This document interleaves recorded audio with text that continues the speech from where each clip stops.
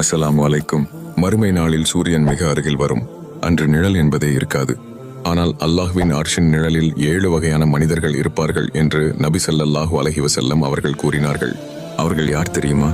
முழு வீடியோவையும் பார்க்க விடாமல் ஷைத்தான் உங்களை தடுப்பான். இந்த வீடியோவிற்கு ஒரு லைக் கொடுத்து அல்லாஹ் அக்பர் என்று கமெண்ட் செய்து நம்முடைய சேனலை சப்ஸ்கிரைப் செய்வதன் மூலம் ஷைத்தானை தோல்வியடையச் செய்வோம். முதலாவது, நீதியான ஆட்சியாளர். தனது அதிகாரத்தின் கீழ் மக்களுக்கு நீதியை நிலைநாட்டியவர். இரண்டாவது, அல்லாஹ்வின் வணக்கத்திலேயே வளர்ந்த இளைஞன். உலக ஆசைகளை தவிர்த்து இளம் வயதிலேயே இறைவணக்கங்களில் ஈடுபட்டவர். மூன்றாவது, பள்ளிவாசலுடன் தொடர்பு கொண்ட இதயம். பள்ளிவாசலில் இருந்து வெளியே வந்தாலும் அவரது இதயம் அடுத்த தொழுகையை எதிர்பார்த்து கொண்டே இருக்கும். நான்காவது, அல்லாஹ்வுக்காகவே நேசிப்பவர்கள்.